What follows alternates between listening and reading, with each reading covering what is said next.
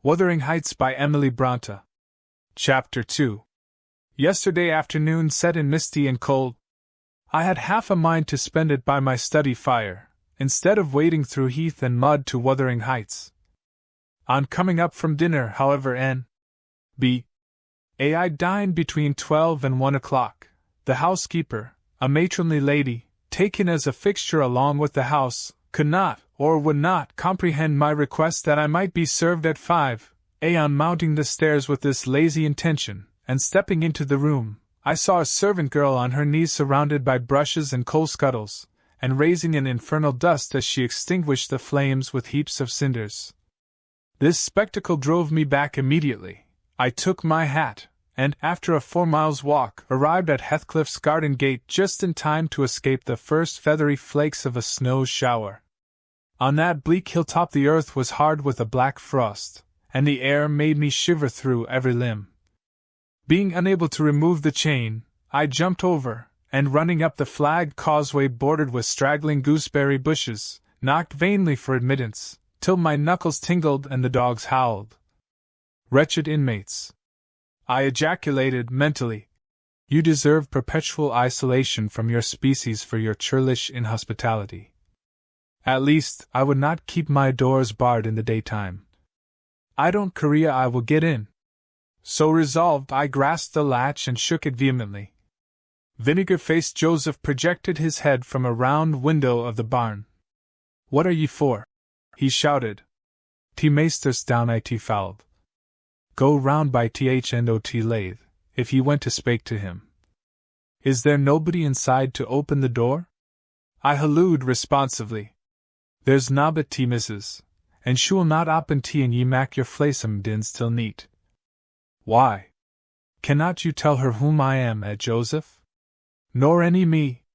I'll hae no hand white, muttered the head, vanishing. The snow began to drive thickly. I seized the handle to essay another trial, when a young man without coat, and shouldering a pitchfork, appeared in the yard behind.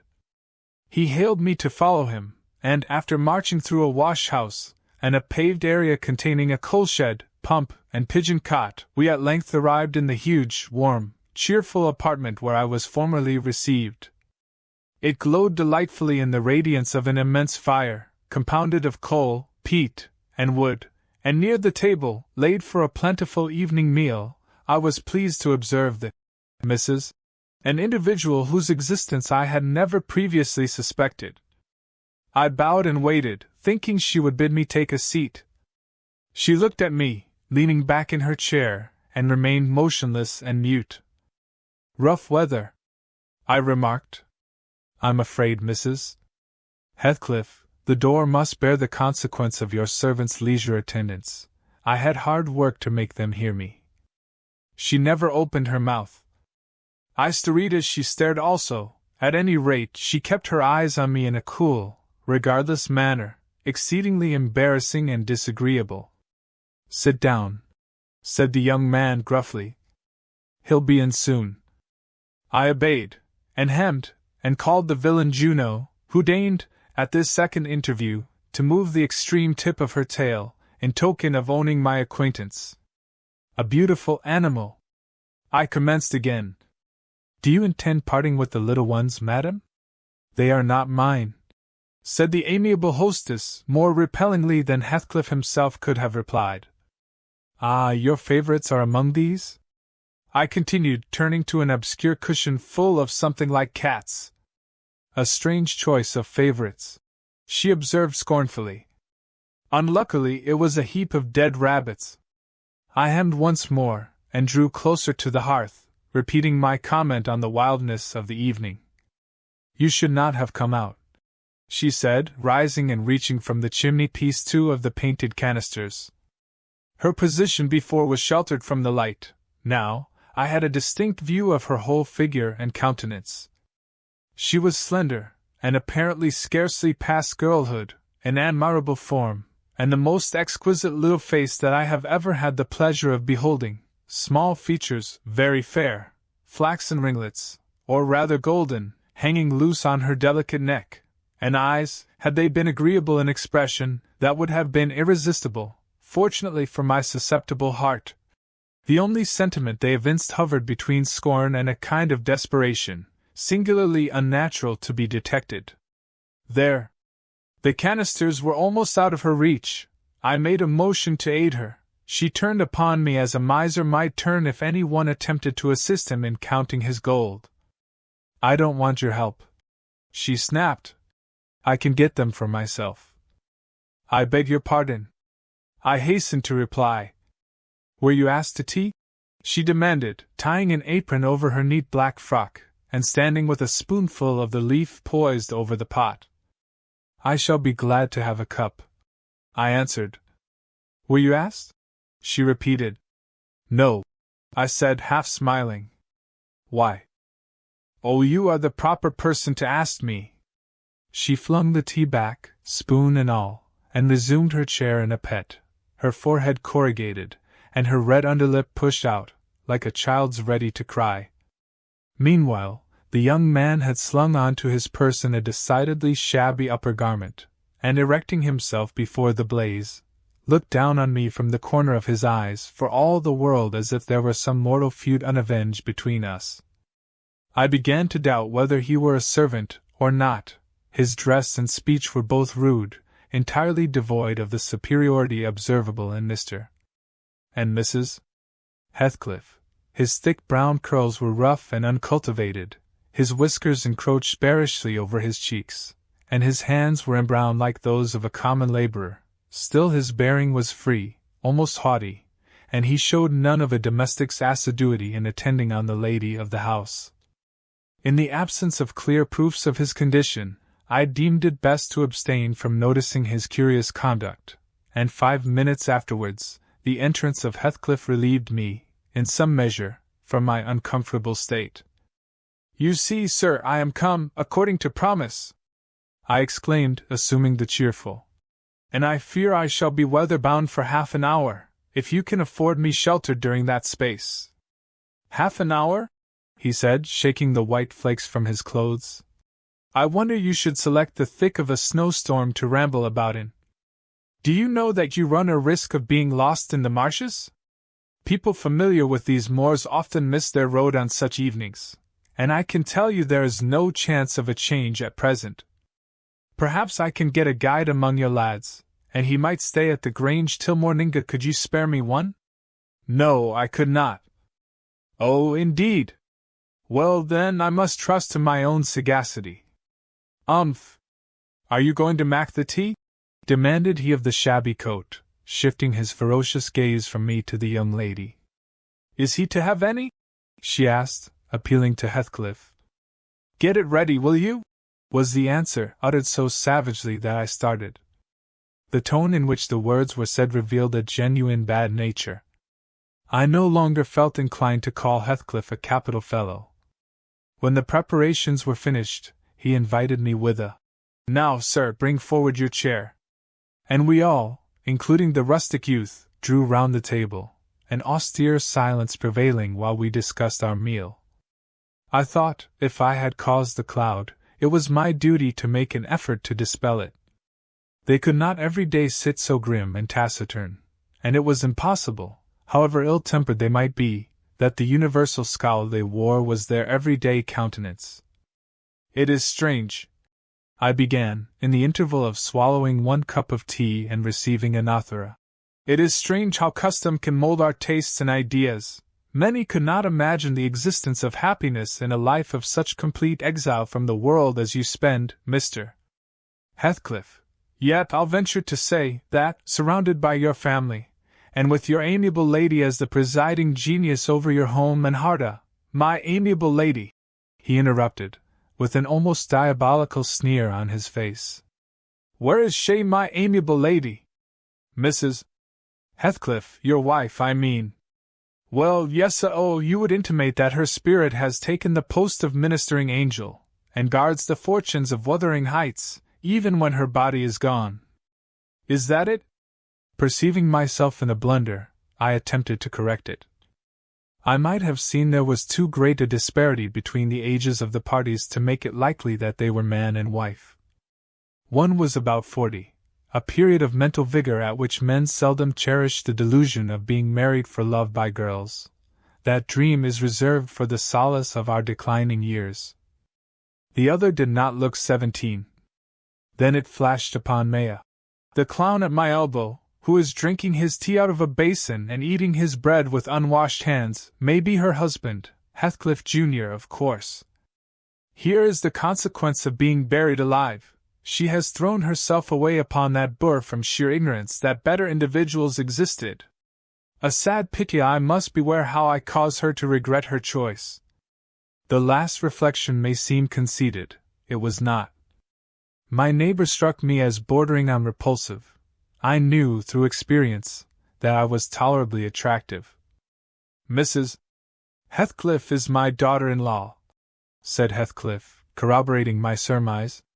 He turned, as he spoke, a peculiar look in her direction, a look of hatred, unless he has a most perverse set of facial muscles that will not, like those of other people, interpret the language of his soul.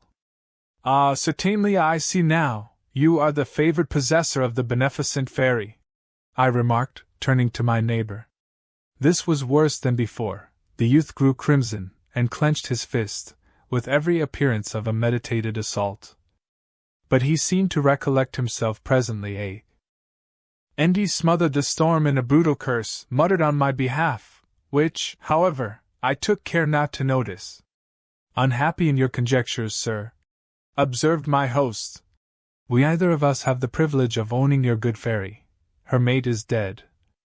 I said she was my daughter-in-law, therefore, she must have married my son. And this young man is not my son, assuredly. Heathcliff smiled again, as if it were rather too bold a jest to attribute the paternity of that bear to him. My name is Hareton Earnshaw, growled the other, and I'd counsel you to respect it.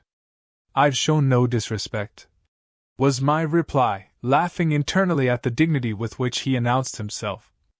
He fixed his eye on me longer than I cared to return the stare, for fear I might be tempted either to box his ears or render my hilarity audible. I began to feel unmistakably out of place in that pleasant family circle. The dismal spiritual atmosphere overcame, and more than neutralized, the glowing physical comforts round me, and I resolved to be cautious how I ventured under those rafters a third time. The business of eating being concluded, and no one uttering a word of sociable conversation, I approached a window to examine the weather.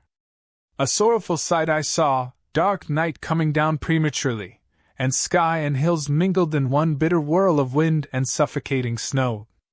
I don't think it possible for me to get home now without a guide. I could not help exclaiming. The roads will be buried already, and if they were bare, I could scarcely distinguish a foot in advance. Hareton, drive those dozen sheep into the barn porch. They'll be covered if left in the fold all night, and put a plank before them, said Heathcliff. How must I do? I continued, with rising irritation. There was no reply to my question, and on looking round I saw only Joseph bringing in a pail of porridge for the dogs, and Mrs.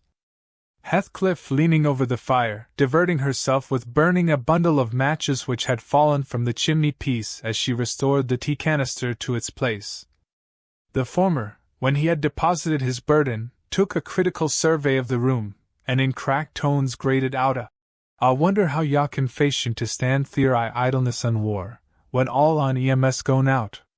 But yari and out, and it's no use talking to yell niver mend o' your ill ways, but go arrate to tea divil, like your mother afore ye. I imagined for a moment that this piece of eloquence was addressed to me, and sufficiently enraged, stepped towards the aged rascal with an intention of kicking him out of the door. Mrs. Heathcliff, however, checked me by her answer. You scandalous old hypocrite, she replied. Are you not afraid of being carried away bodily, whenever you mention the devil's name? I warn you to refrain from provoking me, or I'll ask your abduction as a special favor. Stop. Look here, Joseph, she continued, taking a long dark book from a shelf. I'll show you how far I've progressed in the black art. I shall soon be competent to make a clear house of it. The red cow didn't die by chance, and your rheumatism can hardly be reckoned among providential visitations. Oh, wicked, wicked! Gasped the elder. May the Lord deliver us from evil! No, reprobate! You are a castaway, be off, or I'll hurt you seriously. I'll have you all modelled in wax and clay. And the first who passes the limits I fix I'll not say what he shall be done to, but you'll see. Go, I'm looking at you. The little witch put a mock malignity into her beautiful eyes, and Joseph, trembling with sincere horror, hurried out, praying, and ejaculating, "Wicked!" as he went. I thought her conduct must be prompted by a species of dreary fun, and now that we were alone, I endeavored to interest her in my distress. "Mrs. Heathcliff," I said earnestly, "you must excuse me for troubling you. I presume, because, with that face, I'm sure you cannot help being good-hearted. Do point out some landmarks by which I may know my way home. I have no more idea how to get there than you would have how to get to London." "Take the road you came," she answered, ensconcing herself in a chair, with a candle, and the long book open before her. "It is brief advice, but as sound as I can give. Then, if you hear of me being discovered dead in a bog or a pit full of snow, your conscience won't whisper that it is partly your fault?" "How so?" "I cannot escort you. They wouldn't let me go to the end of the garden wall." "You—" "I should be sorry to ask you to cross the threshold, for my convenience, on such a night," I cried. "I want you to tell me my way, not to show it, or else to persuade Mr. Heathcliff to give me a guide." "Who?" "There is himself, Earnshaw, Zillah, Joseph, and I." "Which would you have? Are there no boys at the farm?" "No, those are all." "Then, it follows that I am compelled to stay." "That you may settle with your host." "I have nothing to do with it." "I hope it will be a lesson to you to make no more rash journeys on these hills," cried Heathcliff's stern voice from the kitchen entrance. "As to staying here, I don't keep accommodations for visitors. You must share a bed with Hareton or Joseph. If you do, I can sleep on a chair in this room," I replied. "No, no! A stranger is a stranger, be he rich or poor. It will not suit me to permit any one the range of the place while I am off guard," said the unmannerly wretch. With this insult my patience was at an end. I uttered an expression of disgust, and pushed past him into the yard, running against Earnshaw in my haste. It was so dark that I could not see the means of exit, and, as I wandered round, I heard another specimen of their civil behavior amongst each other. At first the young man appeared about to befriend me. "I'll go with him as far as the park," he said. "You'll go with him to hell!" exclaimed his master, or whatever relation he bore. "And who is to look after the horses, eh?" "A man's life is of more consequence than one evening's neglect of the horses. Somebody must go," murmured Mrs. Heathcliff, more kindly than I expected. "Not at your command," retorted Hareton. "If you set store on him, you'd better be quiet." "Then I hope his ghost will haunt you, and I hope Mr. Heathcliff will never get another tenant till the Grange is a ruin," she answered sharply. "Hearken, hearken, shoes cursing on 'em," muttered Joseph, towards whom I had been steering. He sat within earshot, milking the cows by the light of a lantern, which I seized unceremoniously, and calling out that I would send it back on the morrow, rushed to the nearest postern. "Master, Maister, he's stailing te lantern!" shouted the ancient, pursuing my retreat. "Hey, Nasher! Hey, dog! Hey, wolf, hold him, hold him!" On opening the little door, two hairy monsters flew at my throat, bearing me down, and extinguishing the light, while a mingled guffaw from Heathcliff and Hareton put the copestone on my rage and humiliation. Fortunately, the beasts seemed more bent on stretching their paws, and yawning, and flourishing their tails, than devouring me alive. But they would suffer no resurrection, and I was forced to lie till their malignant masters pleased to deliver me. Then, hatless and trembling with wrath, I ordered the miscreants to let me out on their peril to keep me 1 minute longer, with several incoherent threats of retaliation that, in their indefinite depth of virulency, smacked of King Lear. The vehemence of my agitation brought on a copious bleeding at the nose, and still Heathcliff laughed, and still I scolded. I don't know what would have concluded the scene, had there not been one person at hand rather more rational than myself, and more benevolent than my entertainer. This was Zillah, the stout housewife, who at length issued forth to inquire into the nature of the uproar. She thought that some of them had been laying violent hands on me, and not daring to attack her master, she turned her vocal artillery against the younger scoundrel. "Well, Mr. Earnshaw," she cried, "I wonder what you'll have agate next? Are we going to murder folk on our very doorstones? I see this house will never do for me a look at poor lad, he's fair choking. Wisht, you munn't go on so. Come in, and I'll cure that there now, hold ye still." With these words she suddenly splashed a pint of icy water down my neck, and pulled me into the kitchen. Mr. Heathcliff followed, his accidental merriment expiring quickly in his habitual moroseness. I was sick exceedingly, and dizzy, and faint, and thus compelled perforce to accept lodgings under his roof. He told Zillah to give me a glass of brandy, and then passed on to the inner room, while she condoled with me on my sorry predicament, and having obeyed his orders, whereby I was somewhat revived, ushered me to bed,